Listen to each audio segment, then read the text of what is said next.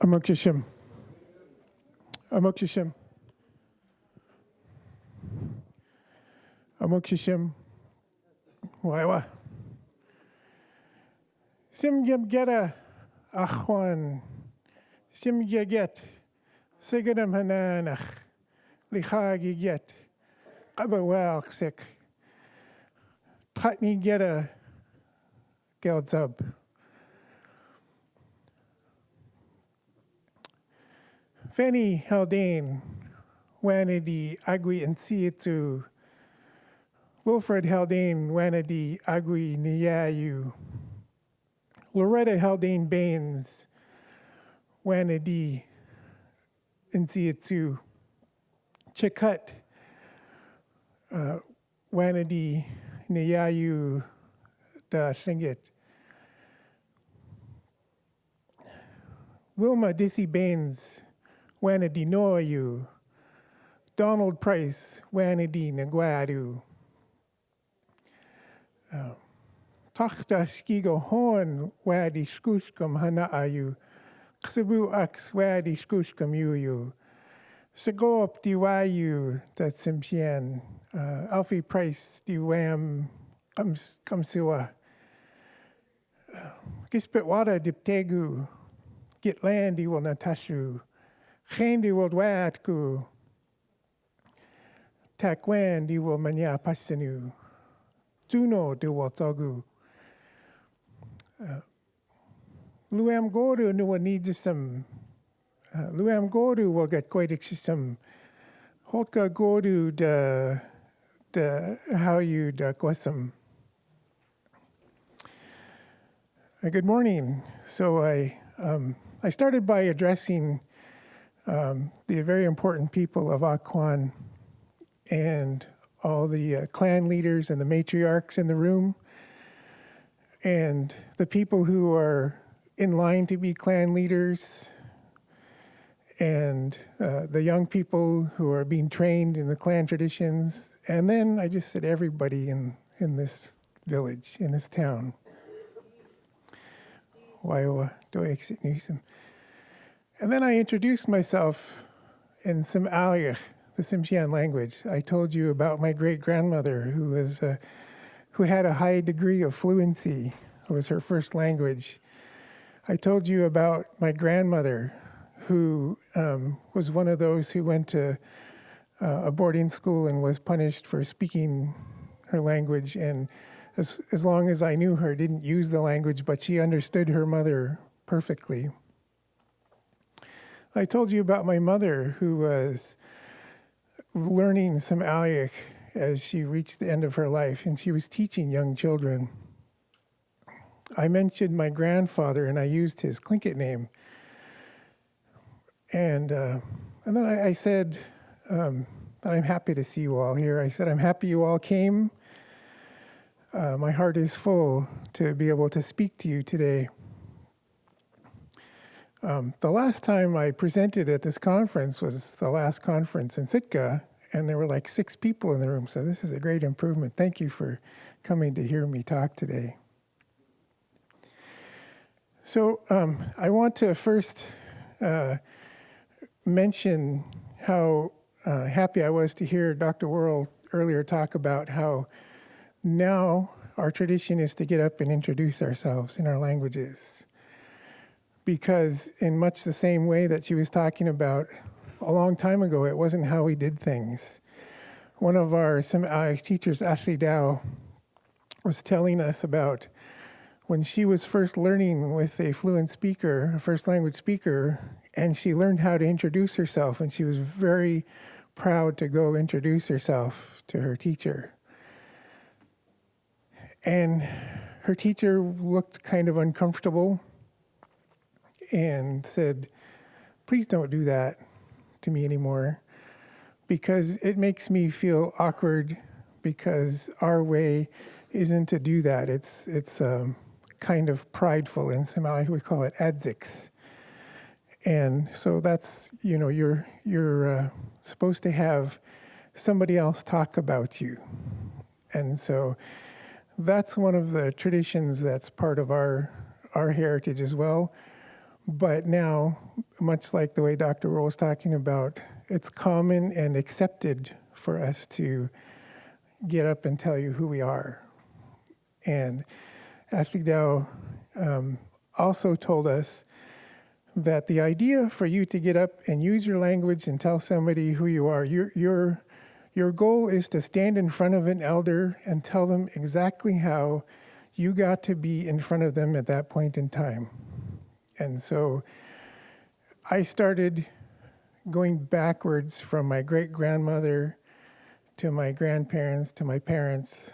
And then I talked about my children before I even mentioned myself.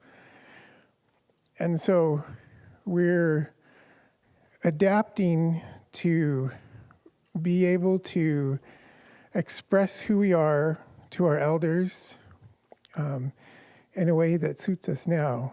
And as I keep hearing over and over, this is who we are. We are an adaptable people. Our world is changing, and we're keeping up, and we are keeping ourselves in the process, it's amazing. So the picture up here, this is part of our Juneau Ts'msyen Learners Group. It says, Yagwa dip sualauksa Ts'msyen. It means we are learning the Ts'msyen language. And we meet here in Juneau every Saturday from noon to 2. And our original goal was to not forget the little bit of Ts'msyen we had. We had maybe 60 words of vocabulary. And there were things we heard as children. Some of them were like potty words or, just the words for the traditional foods that we had. And we couldn't really make a sentence. But we knew we wanted to learn. Because it's who we are to use our language to understand what we're saying. When I was a child, Arnold Booth would come to our classroom in Metlakatla and tell us Adauch, the oral history, the stories of Raven and the other Adauch in our tribes. And they always had a moral. There was always a lot of meaning. And it wasn't just one meaning. There were lots of things to learn from the stories. And he had this great big teacher voice. And I loved hearing him speak. I loved the stories. He taught us some language. And when we were a bunch of second graders, we'd get wiggly and squirrely. And he'd say, Ts'msyen. And that means sit still. And we would, because he had this big, powerful voice. And he was an elder. And so years later, I was an adult, and I saw him in Metlakatla, and I went and gave him a big hug and said, Mr. Booth, I still remember when you told us these stories, and I remember the feeling when you would say, Ts'msyen, and I want to sit really still. And he kind of chuckled, and he put his hand on my shoulder. He said, well, it doesn't just mean sit still. It means be still like a flounder on the bottom of the ocean. That's the moment I realized our language meant a lot more than just another way to say something. It's not just another way to talk about a chair. It informs us of the worldview of our ancestors. This is how my ancestors saw the world. We don't just be still because somebody doesn't want you to wiggle. When a flounder is on the bottom of the ocean, its life kind of depends on being still and blending in. Predators don't see it, they pass right by. Small food goes by and they don't notice that they're about to get eaten. This is the importance of that short little phrase that he told us as children. And so that was just one of the things that impelled me to take seriously learning our language. I've lived here in Juneau for a lot of years, and it's kind of hard when you want to connect with your culture that isn't part of the land that you're walking around on. I felt very alone there weren't many resources to reach out to. And so I couldn't really take it very seriously, but there were a number of things that happened to kind of push me towards that. In about 2003, I think it was, we had Shugaina, Donna Mae Roberts, come to Juneau and teach us some Ts'msyen. And she is a first language speaker and a teacher by training. She was a music teacher to children for a lot of years. And here she's singing us a song, and it's to the tune of Ragmop, and it's all in Ts'msyen, and it's so much fun, and she makes it a lot of fun. And she came here to Juneau and taught us some Ts'msyen for a few days. And every so often, the few of us who went to that training, to that class, would get together and practice the things that she left us with. But it was kind of intermittent. We didn't have a lot of time to commit to it. We didn't really have a teacher of her caliber to lead us through it. We just had our memories. But then, you probably know who David A. Boxley is. He's a very famous Ts'msyen artist and culture bearer. And he's also a Ts'msyen teacher. And he came in, was it 2015? And he said, I'm coming to Juneau to teach an art class during the day, but how would you like to get together and learn Ts'msyen in the evenings for, I think it was 4 or 5 evenings. And that was exciting. So I think on that first evening, 30 people showed up to learn Ts'msyen from Mr. Boxley. Now, Mr. Boxley is a hard teacher. He's gave us a lot of information and expected us to pick it up quick, and it was hard. But you know, it was so much fun. It was so beautiful to hear our language again, to be able to understand some of the things that we'd heard before. And then he left, and we were all happy. Oh yeah, we speak Ts'msyen. And then he came back a couple of months later for a similar thing, and he said, let's do that again. And so a bunch of us came, and I think there were maybe 12 of us this time. Because as I said, he's a tough teacher, and he gave us a lot of information. And not everybody was motivated to stick with it. But some of us were. And I'll tell you what, it's embarrassing when a teacher comes back to you a couple months after teaching you, and you forgot already most of what he left you with. It's embarrassing, it's troubling.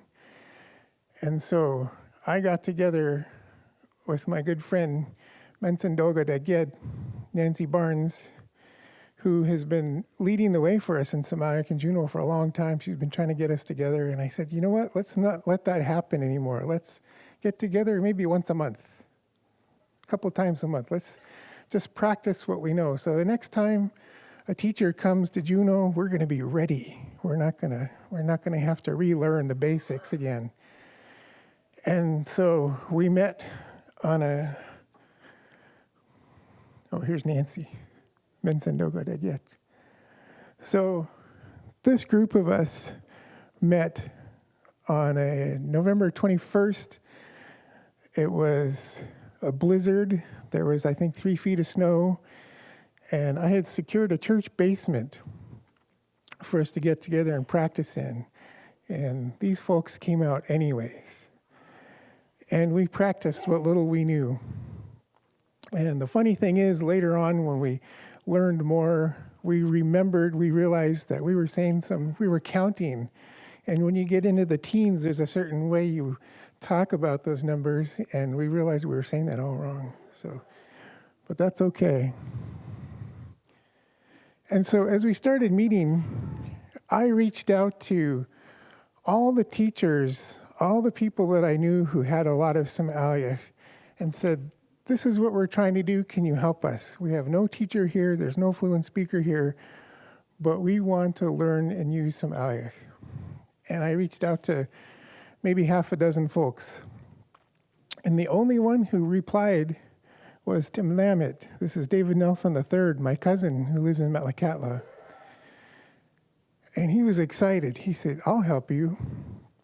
And so I had him on speed dial on my phone, and when we got stuck, I'd call him and put him on speaker. And he helped us through those first trying times. And if he didn't know the answer, he said, "I'll find out and get back to you." And then after a couple of years, this is some Dr. Michael D'Angeli. She came to Juneau to teach at UAS in art history, I think. But she told UAS, okay, I'll come teach there, but I have to teach some Alyach too. So she taught her courses as assigned by UAS, but she taught us a Ts'msyen class. And she came to our Saturday group. Now, by this time, we went from the goal of meeting once or twice a month to meeting every Saturday. And while Ts'msyen was here, she arranged this grammar workshop with, there's Dr. Margaret Anderson on the left, who's, she's not Ts'msyen, but she's a linguist, and she's very, very competent in our language and helping us figure out the grammar and the way our language is put together in kind of linguist terms. And on the right is Velna Nelson, and she is a first language fluent speaker. And they work together. Dr. Anderson will not teach a class herself.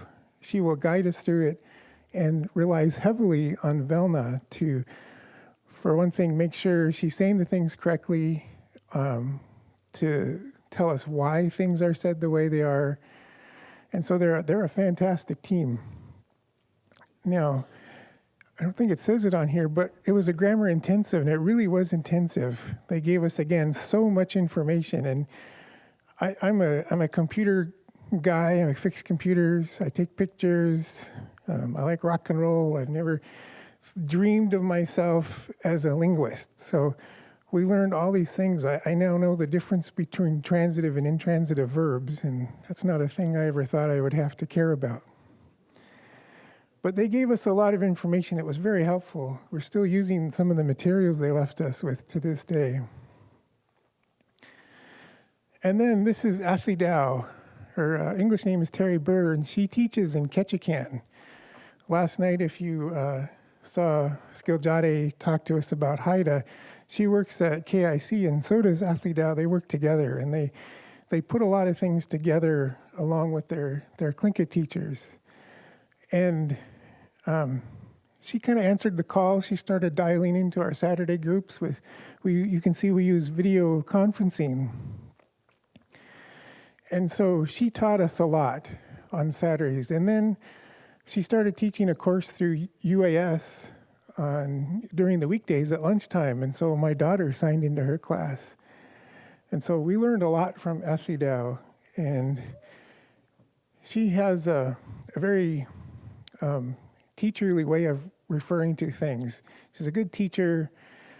She has a lot of background knowledge of why the way we say or do things the way we do, instead of kind of the academics of a linguist.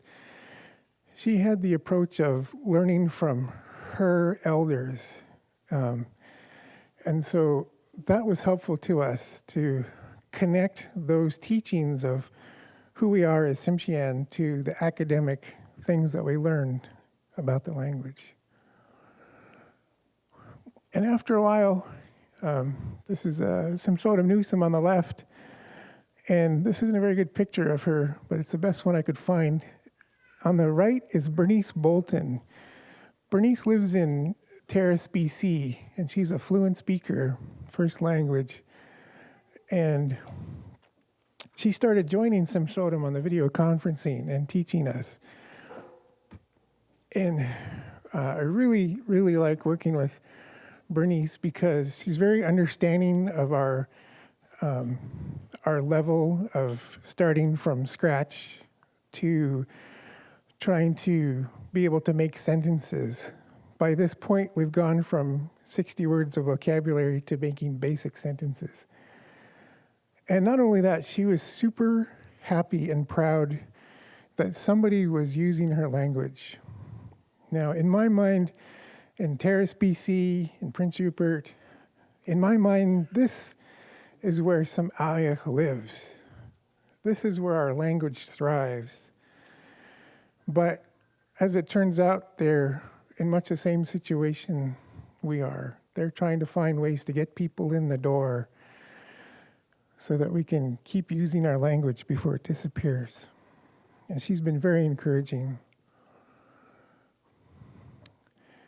And again, there's Ts'msyen on the left, Ts'msyen Newsom, and on the right is Sago Lita, Edward Innes.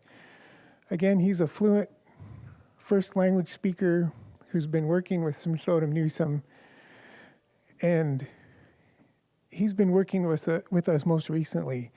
So we rely on technology. We use video conferencing to connect to fluent speakers, but also other learners. Every Saturday, we connect with a fellow who lives in North Carolina, who was born in Ketchikan. He's Ts'msyen, but he lives way out in North Carolina with no possible way to learn or use his language or to connect with his culture. There's a person in Olympia, Washington, who joins us sometimes. We have a group in Anchorage who started joining us very regularly. And so we're leveraging technology to not only learn ourselves, but to start to share what we know with other people who are in the same situation. We have an Instagram account. If you have Instagram, we're Ts'msyen_learners. And I had this crazy idea one Saturday. I said, hey, let's make an Instagram and let's video ourselves saying these words, because as we were learning from materials, we had a lot of books that had words and sentences. But what do you do when you want to say them and you're not sure exactly how they go together, and we don't have a fluent speaker to ask? So this is a problem. So when we started having help from these folks, it really solved a lot of those problems. It's not perfect. Sometimes I've spent up to a half hour just tinkering with technology to try to get it to work. Sometimes the equipment isn't that great and the sounds don't come across right. And of course, in our languages, we have a lot of unique sounds. Sometimes when somebody's in North Carolina, it's hard to hear whether they're saying shh or shh. And how do you correct that if you're not sure? So there are a lot of problems around the technology, but it made a lot of this possible. So now on our Instagram and our Facebook, we make videos of us saying these words so that beginning learners like we were can hear how it's supposed to sound. And we don't just have one person do it now. We have maybe 3 or 4 people will say the same thing, because we all say things a little differently. Our voices are different. And so we want people to be able to grasp those unique sounds, even through the technology. And we've gotten quite a following, and I received several messages from people who live in all different parts of the country in Canada who are grateful that we're doing this, because it's their only lifeline now to learning Ts'msyen.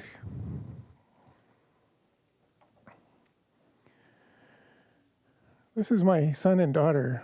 That's Joel on the left. And if you were here last night, you heard him speak to you in our language. And that's Katie on the right. Now they're learning Ts'msyen with us. At the beginning, I showed a picture of Shugaina, and when she was here, Katie was maybe the size of the little man back there, just kind of running around, and she heard the language at a young age. But when we started meeting, a thing that became clear to the dozen or so of us who meet every week, the thing that hurt and was a problem for us as we learned more about our language and our culture is not a single one of us had a Ts'msyen name. Some of us didn't have a clan. Joel and Katie's mom is not Ts'msyen, and so they didn't have a clan. And during one celebration, Githon was up And you know how they are when they're talking. They're not just talking about these beautiful masks and songs that they're doing. They're trying to impress upon us the importance of who we are as Ts'msyen and also as Tlingit and Haida. And one of the times they were talking about how important it is to have your clan. And my daughter, maybe she was 8 or so at the time, and she looked just distraught, and she said to me, "I'm nothing, I'm nobody." And that was heartbreaking because there wasn't a thing I could do about that. In Ts'msyen tradition, everybody deserves a name and a clan. It's a basic right. It's not a privilege. It shouldn't be a lot of work to do it. Every human person is born and has a name, no matter what language it is. And in Ts'msyen tradition, if that doesn't happen right away, there are ways to fix that. It requires a clan leader, a chief of a certain house. We call it a whip. And so if there's business like this, and we call it business because it's important to us, if there's business that has to be done, the chief will organize a lulgit, we call it a potlatch, in which 3 things have to be met, three conditions. There have to be witnesses. There have to be people in the room to see what's happening. You have to feed them. There has to be food. And third, there have to be gifts. You have to pay the witnesses for being there, because before there was Twitter and Facebook, the way that news got out was you used your mouth. You can say, "Oh yeah, I was there last year when so-and-so got adopted and got their name. I was there, this happened." And so this is an important aspect of a lulgit. There have to be witnesses. And so when our ancestors moved from Canada to Annette Island, Alaska, part of their act of leaving was leaving behind our standing. If you were a chief in Canada, you no longer got to be a chief.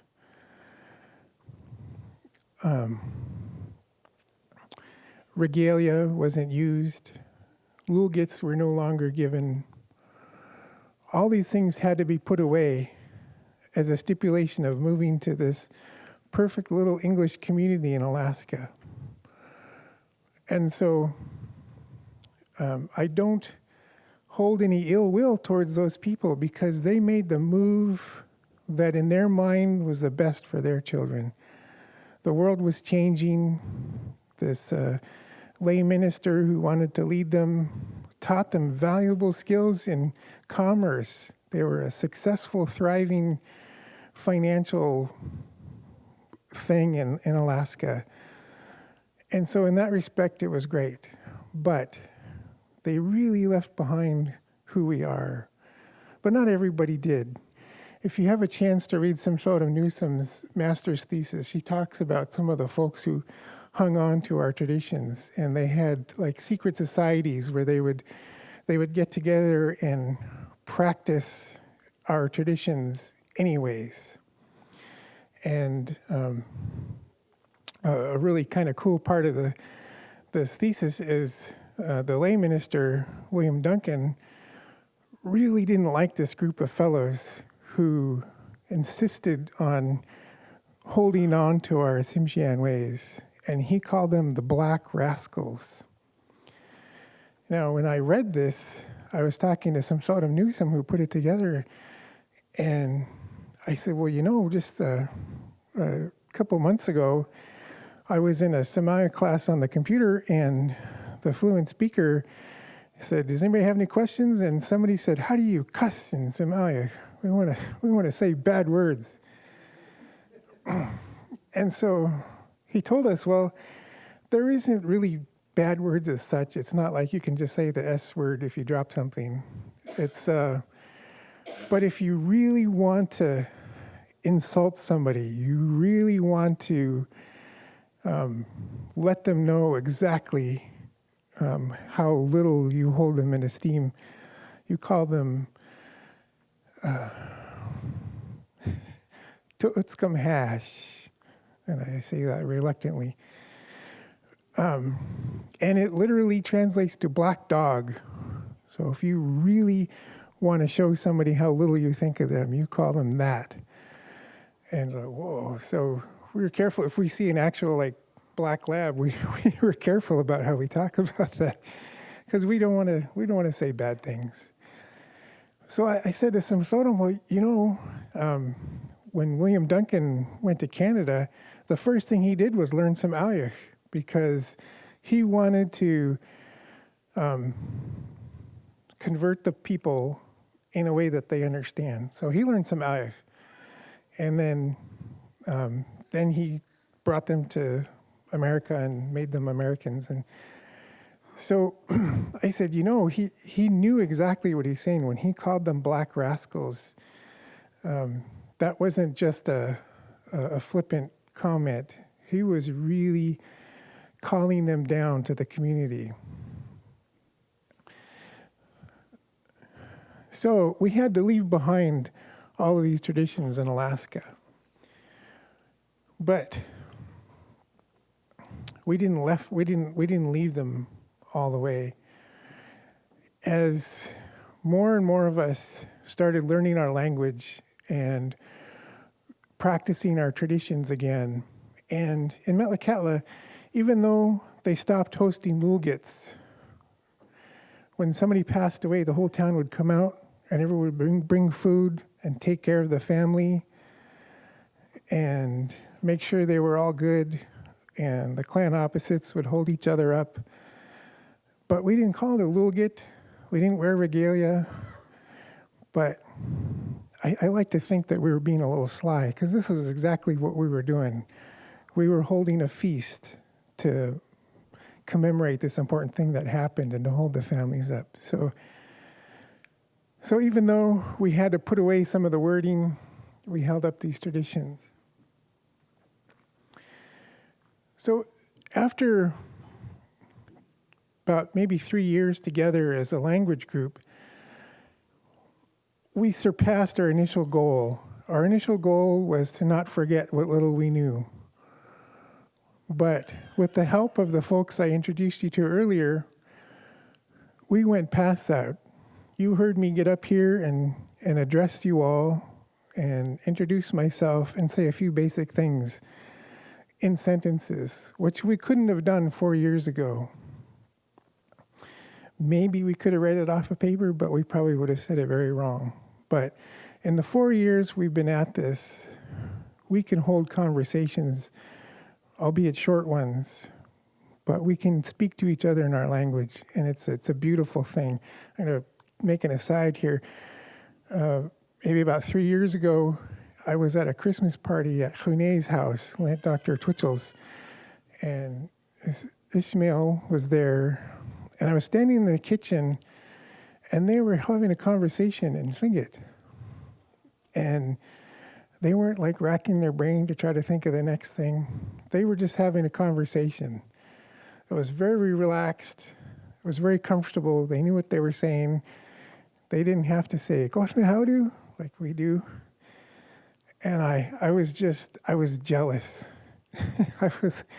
I want to do that. I want to stand in my kitchen with somebody and have a conversation all in some Awyach. As I say that because if you live here in Juneau, if you're a Tlingit, if you have a clan and a name, and you can speak even some of your language and have a conversation, you are very fortunate. You were very lucky. You should not let that go. You should keep on learning your language. You should keep practicing your traditions. Because someday, somebody might have to claw their way back from nothing and nobody. So I just wanted to make that aside. So these are my children. They have English names, no clans at this time. They're learning Ts'msyen with us. So, as we progressed as a language group and we learned more about our traditions and our culture, we realized that we had an untenable situation. Nobody should have to be a Native person and not have these very basic rights. And so I had asked some people, I said, this is a problem, what can we do? And they said, oh, you need to just take care of it. But again, we have no chiefs here. We have no clan leaders here. There's no system in place for taking care of this business. So we started reaching out to people in Metlakatla, Alaska, and also in BC. I mentioned Bernice earlier, who was one of our Ts'msyen teachers. And in the process of asking for help, how do we do this? How do we fix this? You know, we heard lots of things like, oh yeah, come to Metlakatla in 2 years, we're having a raven party. We'll take care of you. And I don't know about you, but I don't have a few $1,000s squirreled away to make a trip with my whole family to another town and buy gifts and do all the things you're supposed to do to prepare for a Lugat. And I don't know those people. I don't know the clan leaders. So Bernice was one of the folks that we asked, how can we fix this? And she listened very intently to everything we said. And she said, just do it. Just do it. You need to take care of this. So we started asking people all over the place. In Canada, in Metlakatla, we said, how can we do this? And so we not only had what we felt like was permission from clan leaders and other communities, mind you, of Gishpatwada, Killer Whale, and Lakshkeek, Eagle clans, we had their blessings. We told them, these are the people that we know who don't have a clan or a name, and this is why we think they should be Gishpatwada. This is why we think they should be Lakshkeek. This is why we want to do this. Can we do this? And from afar, they gave their blessings. But before we could do any of that, in our traditions, as well as Tlingit tradition, you don't just go to somebody else's land and do your stuff. It's kind of like you're claiming your stake in their territory, and that's not okay in all of our traditions. So I asked around, I said, who can I talk to do this properly here in Juneau? And so I was given the name Fran Houston, the spokesperson for the Akwan, who's your mother was the clan leader, right? Is the clan leader. And so I found her at a shindig for the language signing thing, and I told her who I was, and I said, can we meet with you? We have something to ask of you? And she was very willing to hear what we had to say. So this is the room in which we have our language practice. It's at Clinton Haida offices in the Valley. President Peterson graciously allows us to use their facilities because I work there. And so we fed Fran a bunch of sockeye, and we told her our whole sad story about how we have this important business that we have to take care of.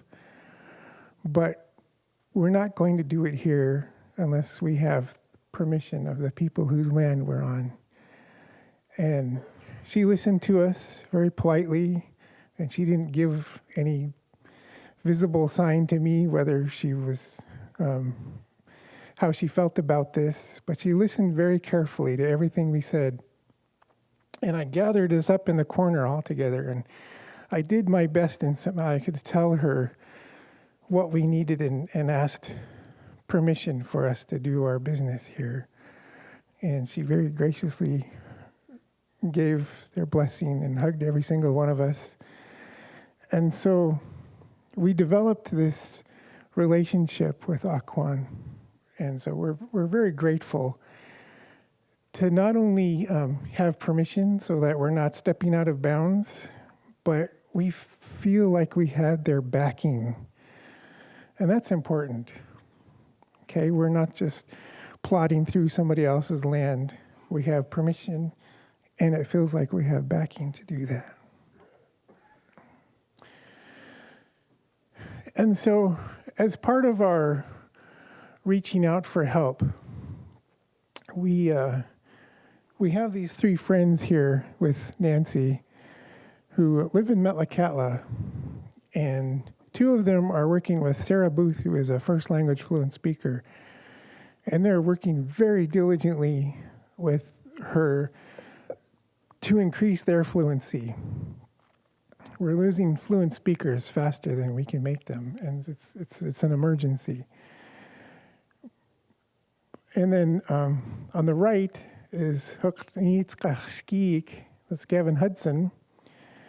And in the middle is David Robert Boxley, Gebaum Lacha. He's Lachibu, wolf. Gavin is eagle. And on the left is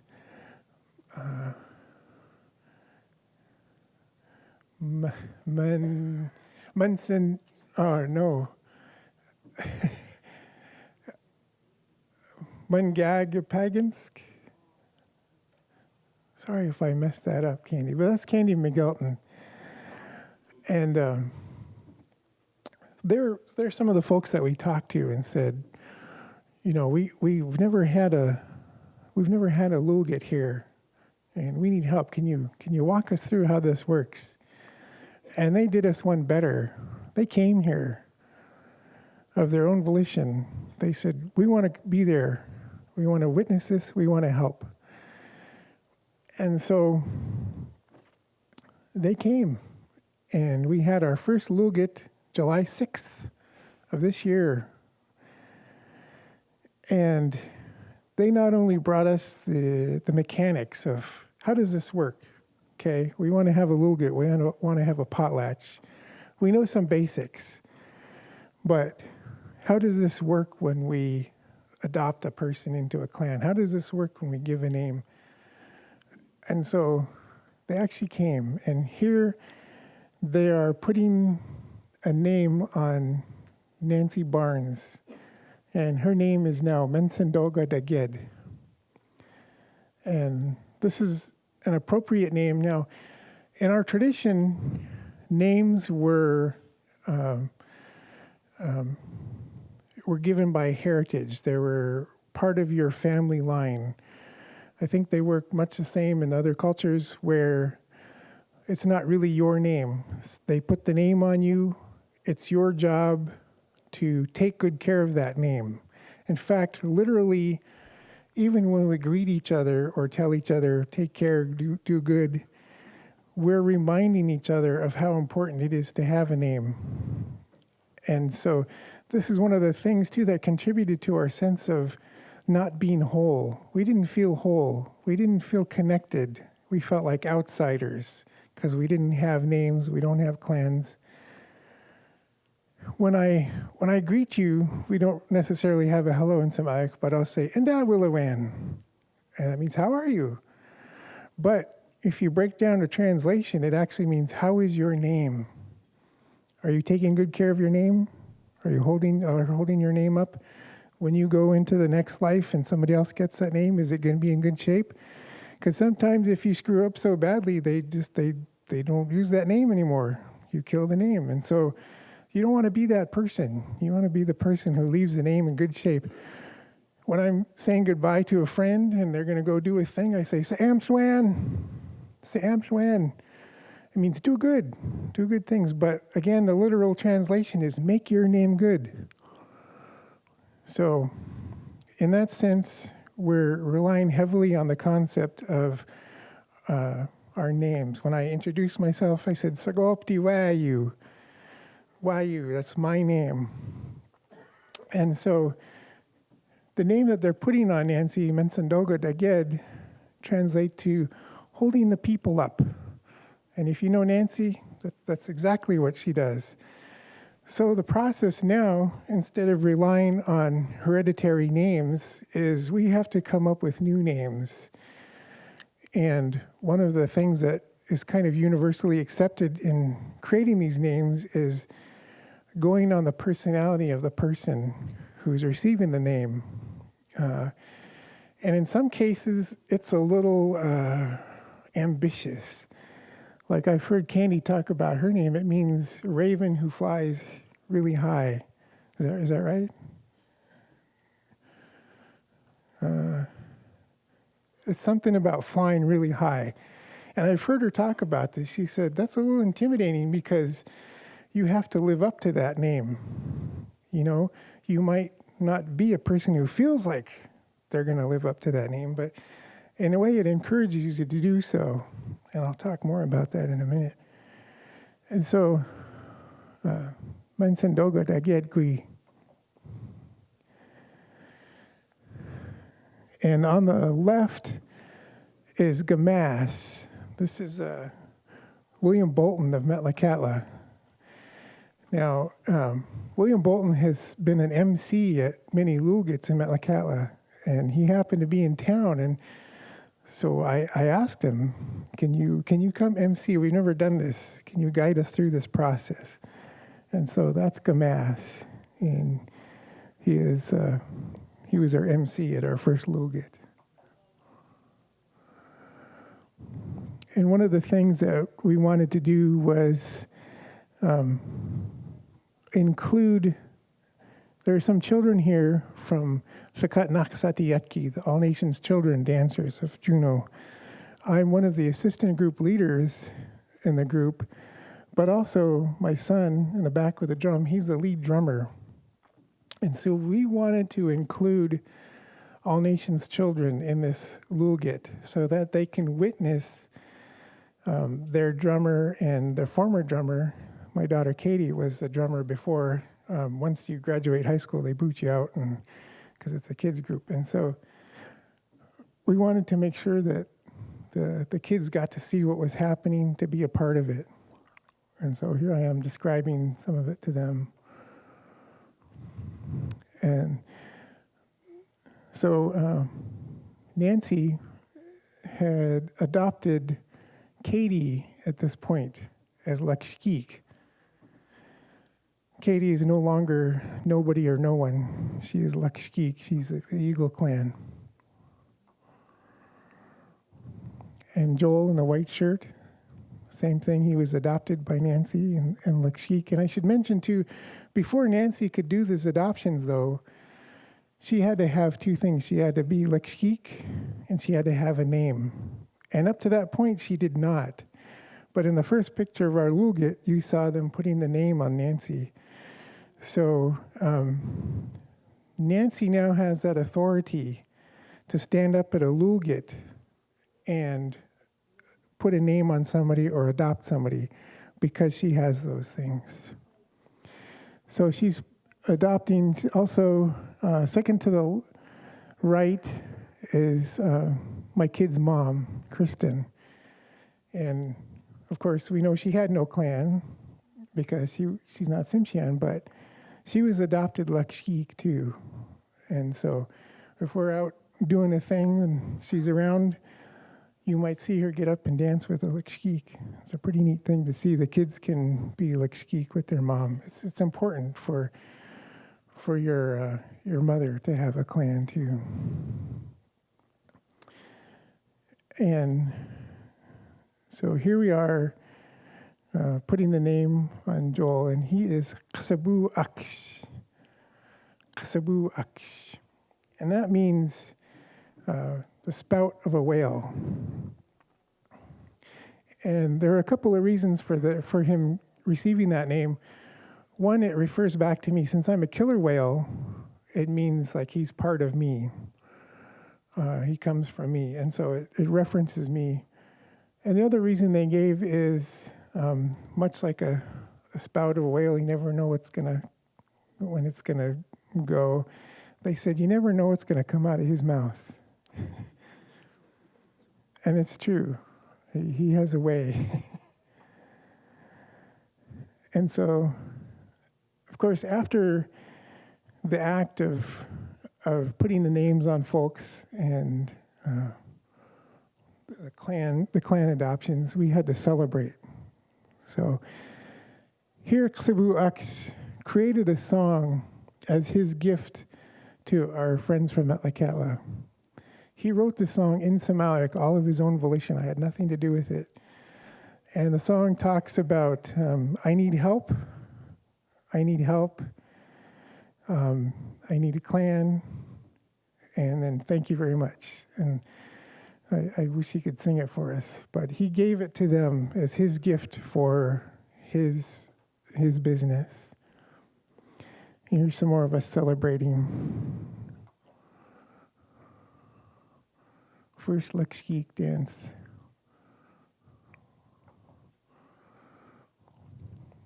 And here, Tachtashkiga is my daughter's name. And her name means, literal translation is an eagle snatching food out of the water. It's because she picks things up so quickly in the language and other ways. She's a math major. It's like she just reaches out and grabs whatever she needs, and she's got it. Tachtashkiga. She's given a gift to Mansandoga Daged for her adoption. And here's some more celebrating. So another one of our traditions for hosting Lululgit, and we had to make a lot of adaptations because we don't have a clan leader, we don't have a clan house to hold it in. Usually, a clan in Ts'msyen tradition, there are the four main clans: Lakshkeek, Eagle, Kanhada, Raven, Lachibu, Wolf, Gishpetwada, Killer Whale. And so each clan would host a feast now instead of just a house, because that's an adaptation we had to make in Alaska. They do this in Metlakatla and other communities.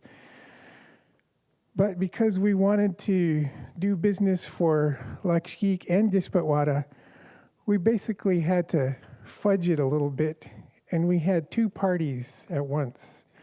The first group of photos was the Lakshkeek party. This is where Nancy received her name and adopted my children. And then when that business was concluded, we drew this imaginary line on the clock and said, okay, now this is a Gishpetwada party. So it went from an eagle party to a killer whale party. And here I received my name, Shagop, which means wave maker. And their idea for that name is, again, I'm a killer whale, so as killer whales move through the water, they make waves. But also they wanted to acknowledge my my tendency to cause things to happen. I caused the language group to happen with Nancy's help. With the help of the language group, I caused us to have Lulgits. I caused us to move forward together just by my own singular action. It created waves and things started to happen. And so they wanted to acknowledge that. And again, as I mentioned, sometimes if you have a name, you feel like you're going to have to live up to that. So it's a challenge as well as an honor. So Shagop Diwayu, that's my name. And the fellow in the middle you might recognize, that's Hook Yuensk, Dave Lang. Now, Dave Lang is Ts'msyen, and he's a tattoo artist here in Juneau. He kind of went from a tattoo artist to learning form line design with Abel Ryan. And he's become quite good at form line, and he's getting a name for himself as a traditional native tattoo artist. People are coming from other parts of the world just for this work. And he's been part of our language group. And his mother didn't have a clan, and so he didn't have a clan. And in our discussions, he had the same feelings that my daughter did, where when he was at a Lulgit in Metlakatla or anywhere else, and people are calling up the clans, and he just sitting there. That's a really hard feeling to process when you don't fit. You don't feel whole. So after the name was put on me, Sagop, I was able to adopt Hukyunsk as my Kishpetwada Wek. He's my killer whale brother. And so now, and his name, Hukyunsk, refers to his tendency to jump right in and help wherever anything's needed. And this is true. He's always willing to jump in with both feet if he believes in a thing and help wherever's needed. So on this day, we had a killer whale party where I received my name, and Hukyunsk was adopted killer whale and given the name Hukyunsk. There's putting the name on me. Now, when we did our celebratory Kishpetwada dance, the Gwishnapala, the button blanket I'm holding up, is my mother's. And she passed away a little over 10 years ago. She made this Gwishnapala, and she commissioned the design from our Tlingit relative in Ketchikan, Israel Shotridge. He's our relative, related to my great-grandmother. And she wanted to honor our Tlingit side in creating a crest for us to use. So this is a killer whale design. And so now that I wanted my mother to be present, so that's why you see me dancing with the Gwishnapala. And so part of Hukyunsk being adopted is he can use that crest now. He's my brother. He's my clan brother, and we take it more seriously than just clan brother. And here you can see us doing a killer whale song dance, again to celebrate what just occurred. And you can't really see Owen in the picture, but I'm down there connecting with Owen, I think he's maybe 9 months old now. I'm looking him square in the eye. And he's our newest Ts'msyen learner. Here's Gamas addressing us. This is part of our Juneau Ts'msyen learners group that he's addressing. We are learning Ts'msyen together. Here's Gavin singing us a song. And here's Fran congratulating on us on our work. And we were so grateful to have her there. She mentioned that she had other offers of things to do that day, but she committed to being there with us. And it was such an honor, and it lent a lot of weight to the work we were doing. Kasibu Ux is handing Fran a small token of our appreciation. And this design was made by Gibel Mlachata, David R. Boxley. So we are the Juneau Ts'msyen Learners Group. And through the process of learning our language, and one of the things I'm learning about our language is, and I can say this because I'm also learning Chadkil and Tlingit, is you learn more about who you are, who your people are, who your ancestors are. It changes your whole view of the world, of how you move forward in the world. And I attended a training by Dr. Stephen Graymore, and he uses this method about using images to teach language, photographs. And it's an effective method. I don't know if I'm supposed to talk about it. I had to sign a series of non-disclosure agreements because he's very protective of his method. But one of the things that really stuck out that he told us is, don't try too hard when you're learning your language at first. Let the language teach you. And it didn't make a lot of sense to me because I'm very Western. I have a way to learn things. But our simple act of trying to learn our language launched us into this whole process of going from a little group of people who wanted to know more language, to reclaiming our Ts'msyen cultural identity. It's restorative. I feel whole. My kids feel whole. And this is just our first lulgit. You saw other members of our group who didn't receive clans and names yet.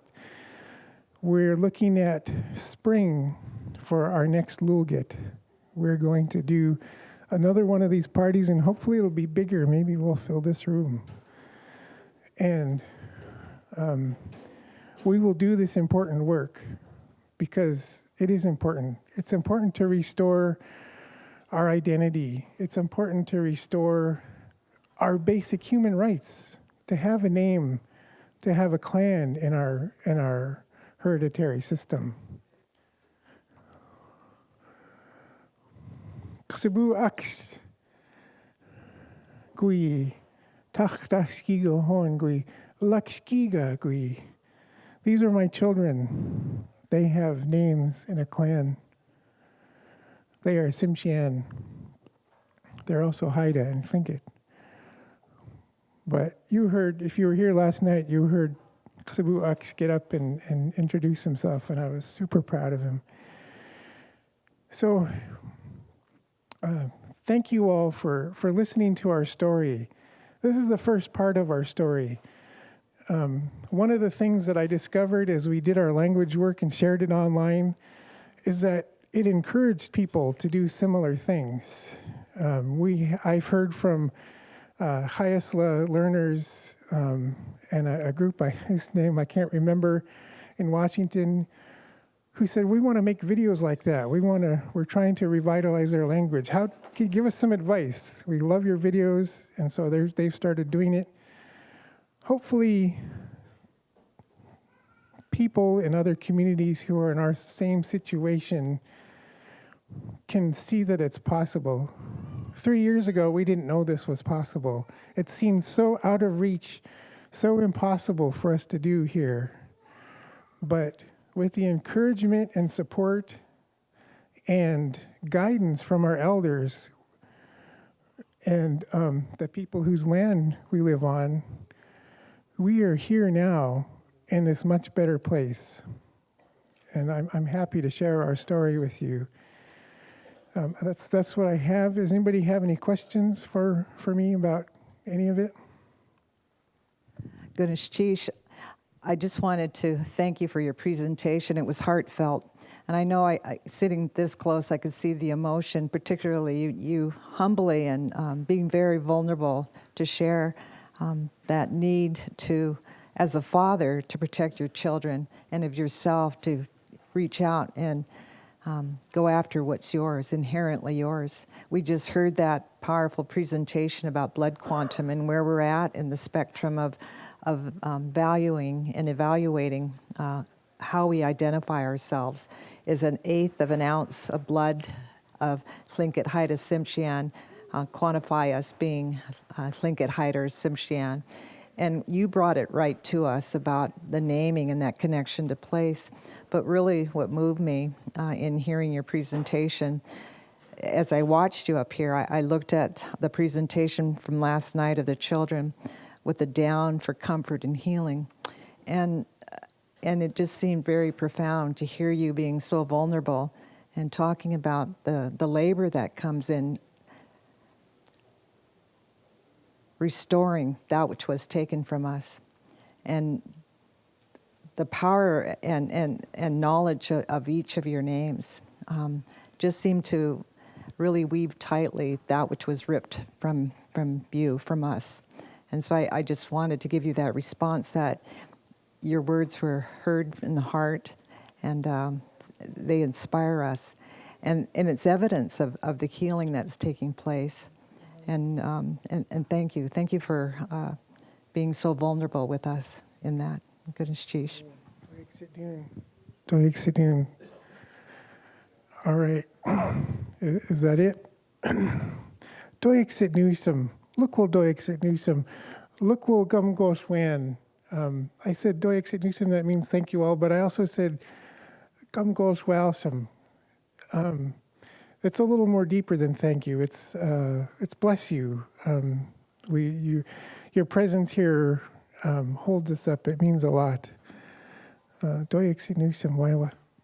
Oh, how are we doing on time? Am I supposed to be done in 3 minutes? Mensindoga deged yanagi.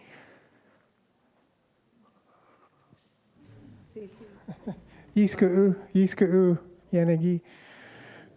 We're going to sing a song. Hook Needs Kaski, Gavin Hudson created this song, and it's about, it's called We Can Speak for Ourselves. And he created this song at a time when people were treating Ts'msyen in Alaska like we didn't have what it takes, that we didn't know what we were doing. But his response was, we can speak for ourselves. And so I think it's most fitting that we share that with you.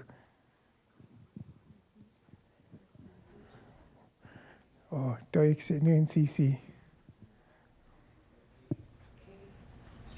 We will speak for ourselves.